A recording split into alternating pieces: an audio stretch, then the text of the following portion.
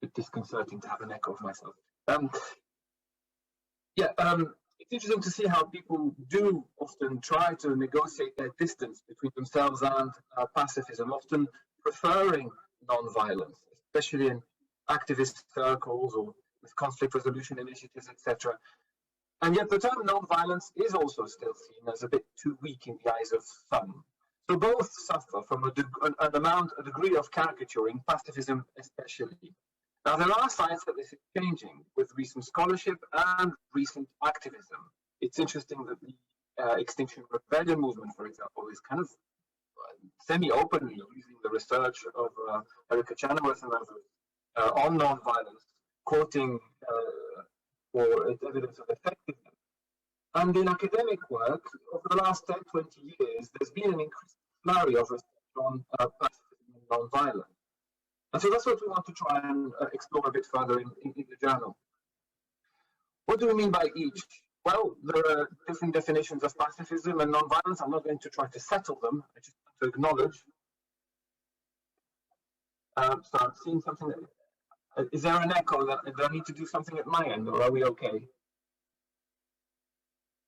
I'll possibly mute one of these. Can you hear me fine now? Is there no echo anymore? Fixed now?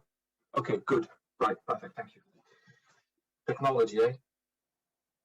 Pacifism can mean narrowly kind of opposition to war and militarism, can mean more broadly opposition to violence.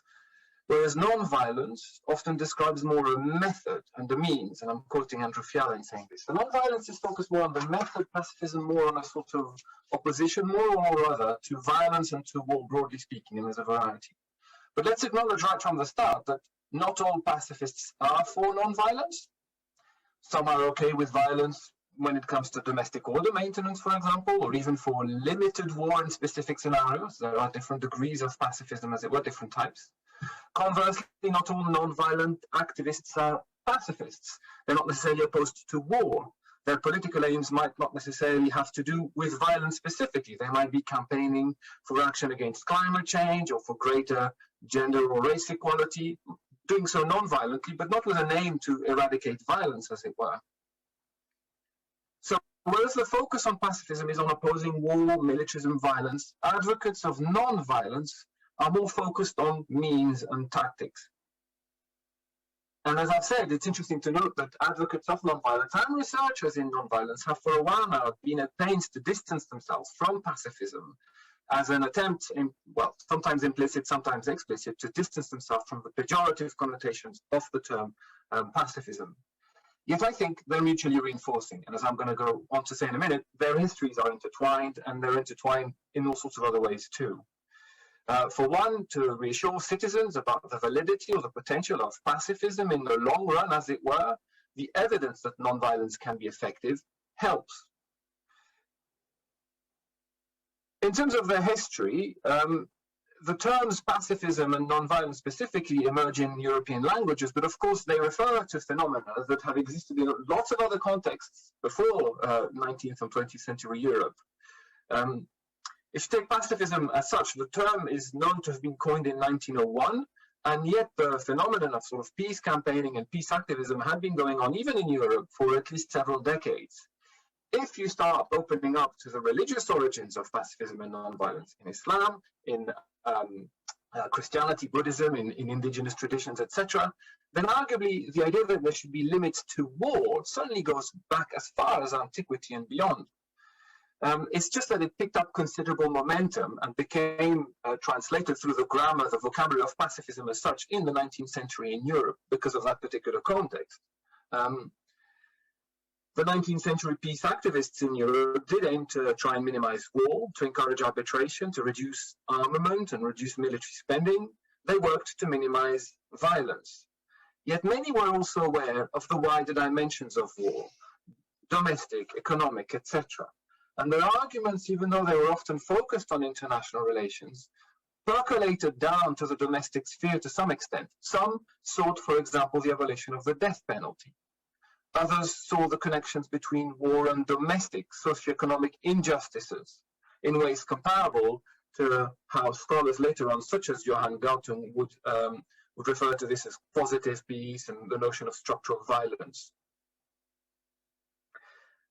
As for the idea that non-violence should be consciously prioritized in dealing with antagonists, again, the root of such an idea goes back many centuries. Many historical examples of commitments to non-violence can be found, especially in wider religious traditions and philosophies of life, Jainism, Taoism, Buddhism, Christianity, Islam, etc.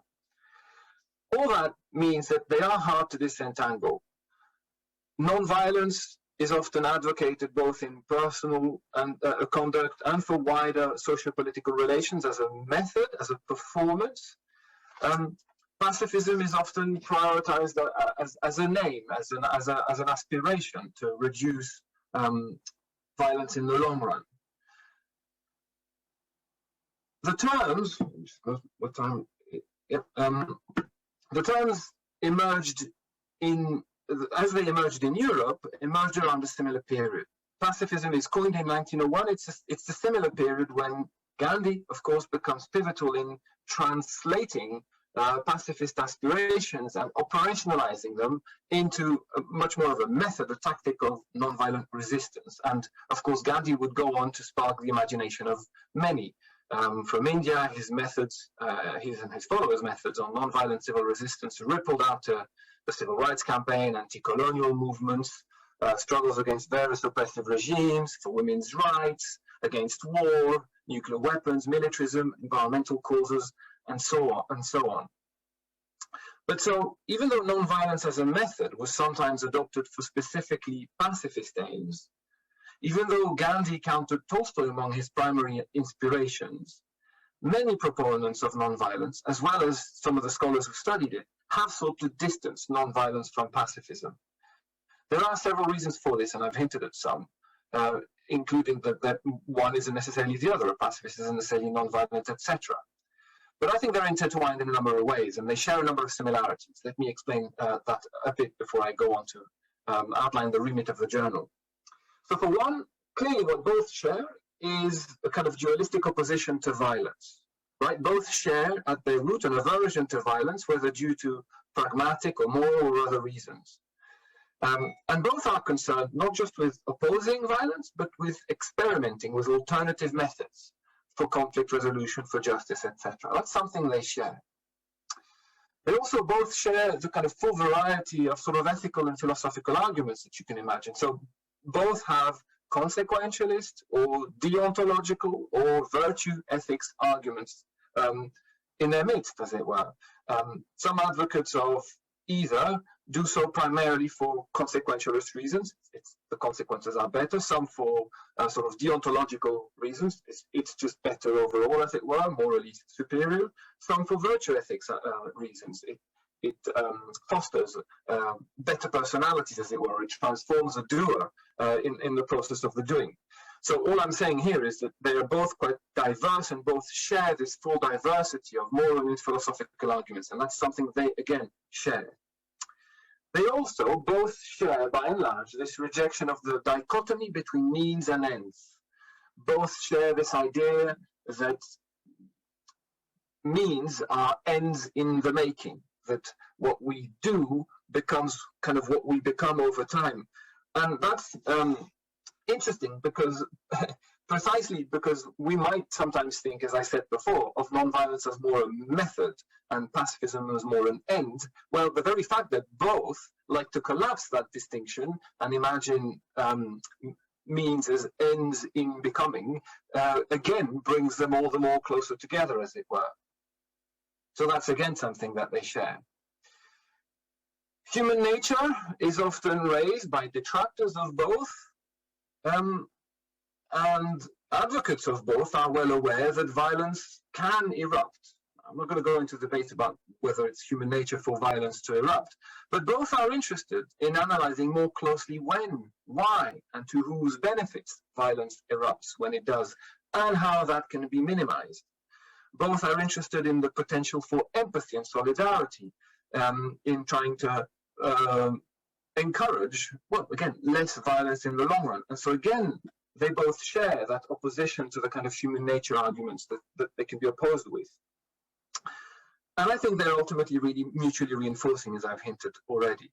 Clearly, if non-violence is a commitment not to use violence, then this is a central component of a pacifist aim in the long run. And whenever non-violence can be shown to be effective, such as with the work of Erica Chenoweth and others since 2011 onwards, that helps pacifism be considered as less unrealistic, as more realistic, as it were. So there has been increasing attention recently to, even in academic circles, given to pacifism and nonviolence. Yet I think a lot of that work, if you look around, is scattered across different publications, different types of outlets, different journals. What I think is necessary now, obviously, is to try and have a place, a location, a journal where the multidisciplinary research on pacifism and nonviolence as a whole can find a kind of natural home. And so what we've done with the Journal of Pacifism and Nonviolence is spelt out 13 broad thematic areas, questions, sets of questions that cover the remit that we hope the pages of the journal will promote research on. So there's clearly a lot of research that remains to be done, as it were. For one, there's scope to analyze the considerable range of pacifist positions. There's all sorts of pacifist positions, as I've said, different approaches to nonviolence too, lived out differently in different case studies, small or large scale. There's plenty of scope to analyze these different examples, compare them, reflect on their effectiveness, learn from their case studies. There are missing historiographies of pacifism and nonviolence, whether theories or of activists or movements. Their history needs to be told. And in the process, we can reflect further on which tactics worked better and how, on how widespread certain pacifist positions were and when, and generally analyze that range of pacifist and nonviolent positions. That's one theme for the journal. A second, the cat's going to have to go. A second, and I think we do need to bear that in mind, is the scope to interrogate central accusations against pacifism, that it reinforces the status quo, that it's predominantly white and middle class, that it cannot be sustained in challenging scenarios. These accusations are raised. Does it reinforce the status quo? Does it reinforce the dominant order? Is pacifism an ideology for the privileged? How have different types of pacifists responded to these critics? This can be examined in the journal.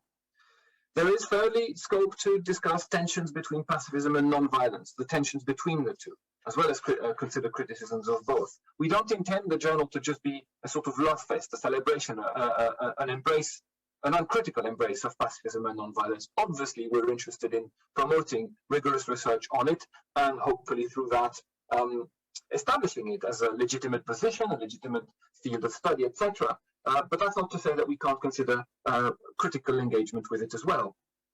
So that's a third theme.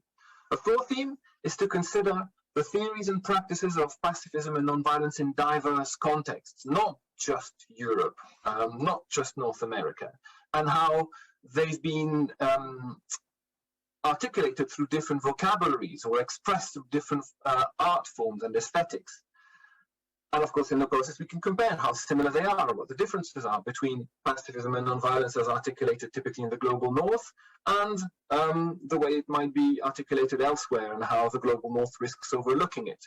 So there's plenty of research to be done around that. There's also plenty of scope in the near future, near and further future, to study, fifth point, the multiple direct and indirect consequences of violence, of militarism, and of nonviolence and pacifism, what it does to the places where it's applied. What does it achieve? What do they achieve? When do either violence or non-violence achieve their aims, and how? What are the positive and negative consequences in the long run? Sixth, there's scope to examine the place of violence and non-violence in the history of political thought.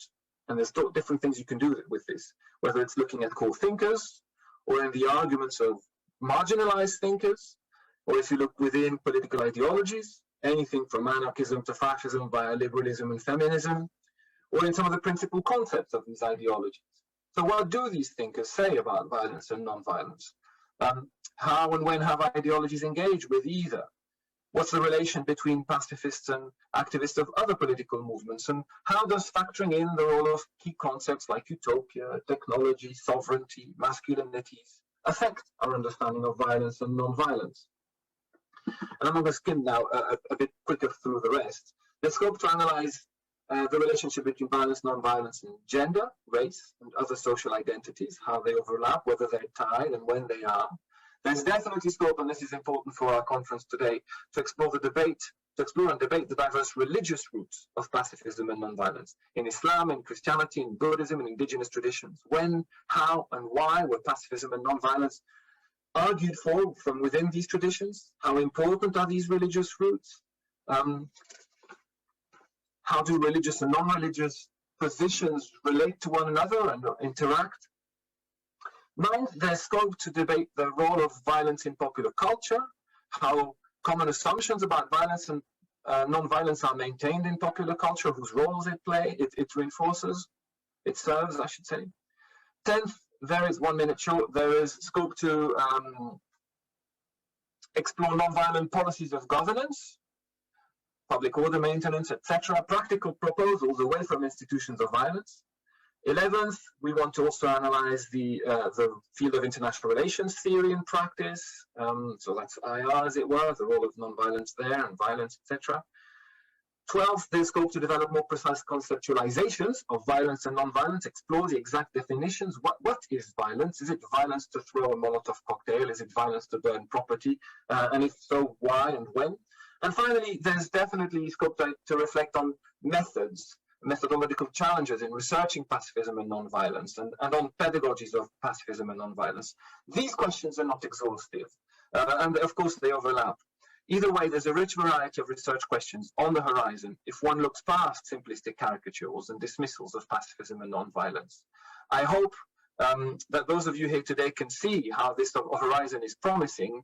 I'm looking forward to the rest of the day and to listening to everyone's intervention.